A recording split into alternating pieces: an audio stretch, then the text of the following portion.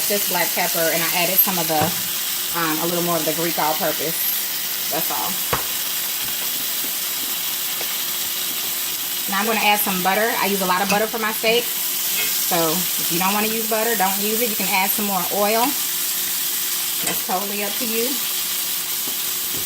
You add to what you want to yours. I'll add what I want to mine.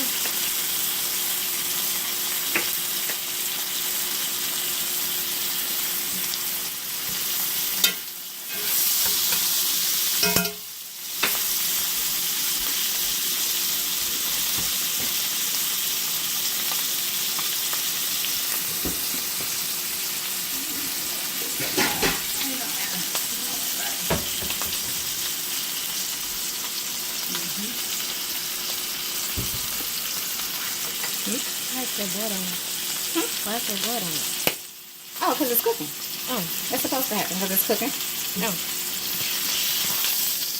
Oh, yeah. That's good.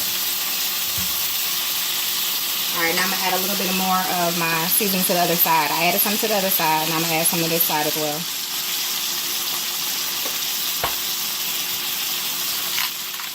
And my black pepper.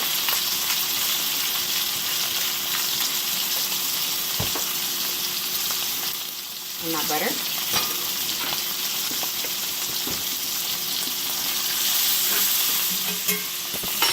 So then we have to grab this handle. Popping it.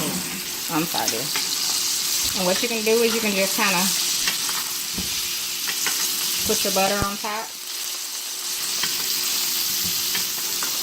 while it's cooking. Keep it moisture.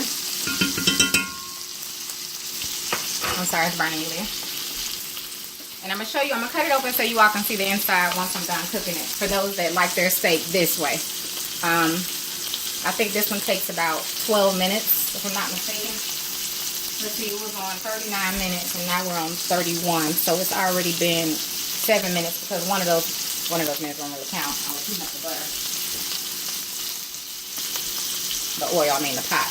Actually, it's only been about 6 minutes because I heated up the pan for a little bit.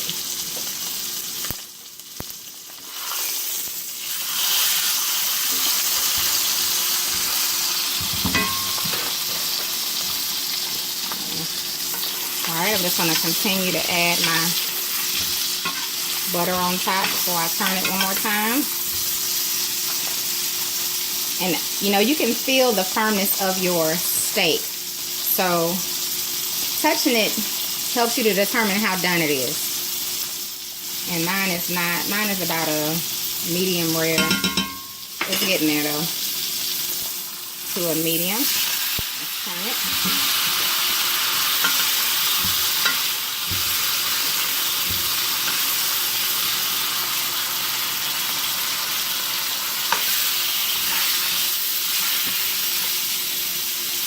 While that's cooking, I'm going to add me a little bit of mushroom that I want on top of my steak, excuse me. Just fresh mushrooms. I'm just going to let them cook, kind of caramelize them in the butter and the steak seasoning.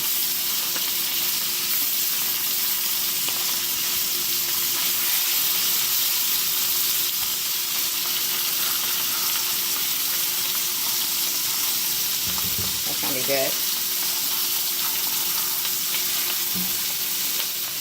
Just about there.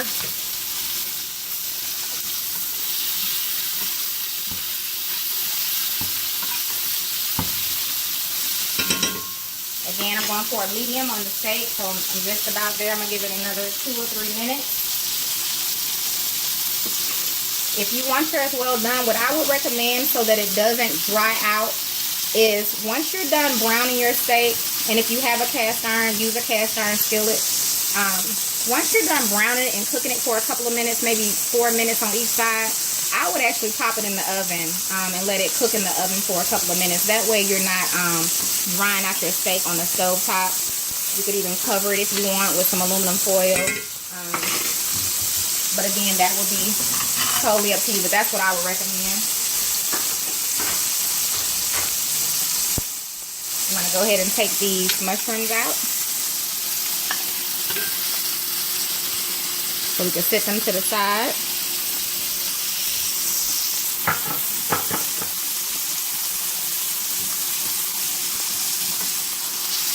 And we got ready to take this out. Alright, again, if you want yours a little more done, I would definitely move it on to the oven. If you're not cooking in the cast iron skillet that's not oven safe, I would transfer it, maybe wrap it in some foil and transfer it. Oh, let me get my cutting board. You can stay right there again. You gonna do the onions? There's hash browns next. I'm gonna do the onions with that. Oh.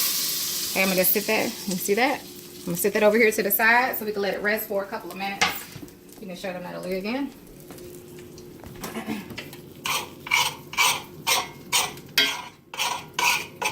Just stay there for a second. Let me clean some of this stuff out of this cast iron.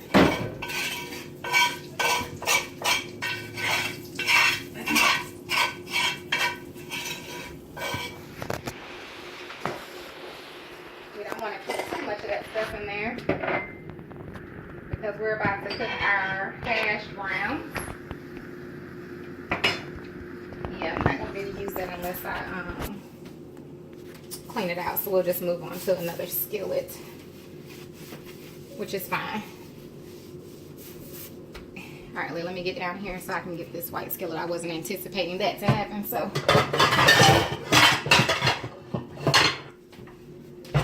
I'm so sorry, you all. I have to cook my hash browns in another skillet, and I didn't plan on doing that. All right. Come on back. I was going to try to use my cast iron, but it's not going to work. So I'm going to add a little oil to the skillet. We're about to add our hash browns. I'm going to toss them with a little salt and pepper. Here, you can come on over here. I put a little oil on them as well. And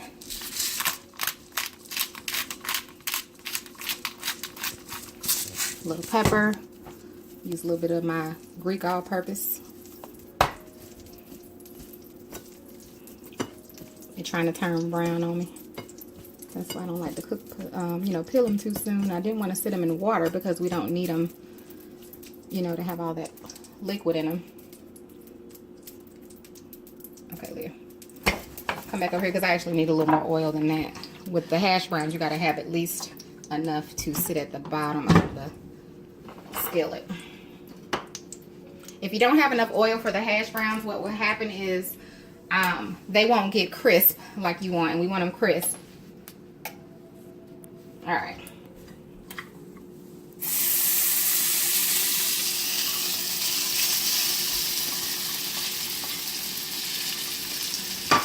All right, I'm also going to add my onions that I cut to scatter inside of my hash brown.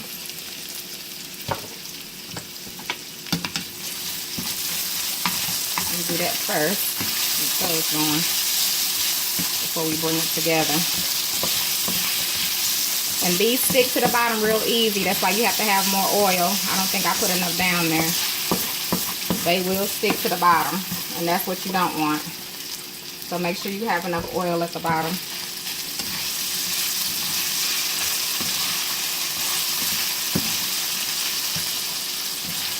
And after I toss them a little bit, I'm gonna pull them together and make like a little patty. Just trying to toss them first.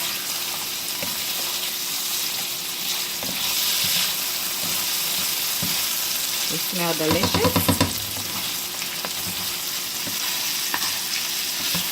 And because they're thin, it's not gonna take them long to cook at all.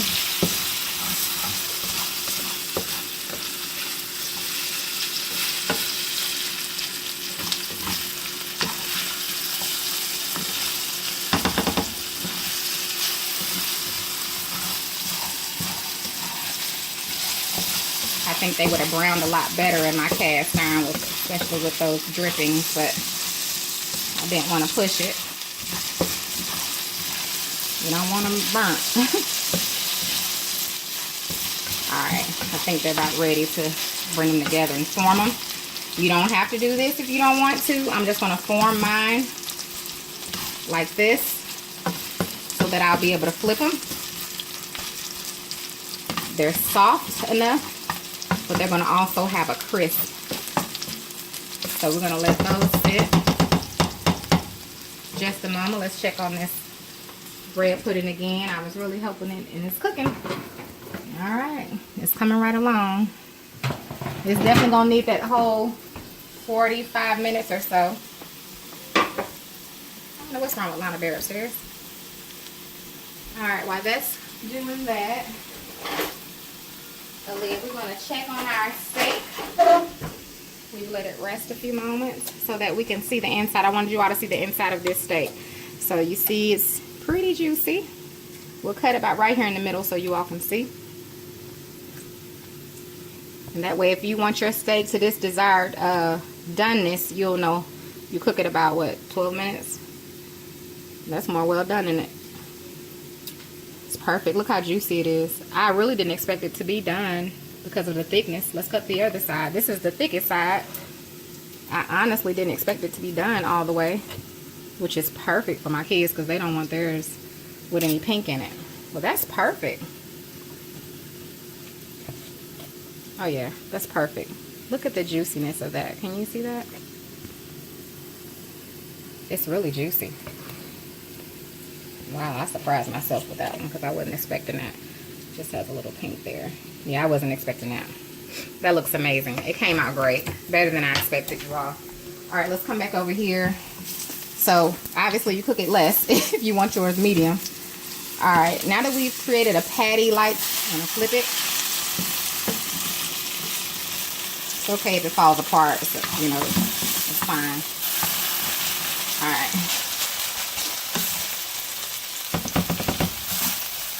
Those are just about done. Let me get a plate so we can start setting up our plate.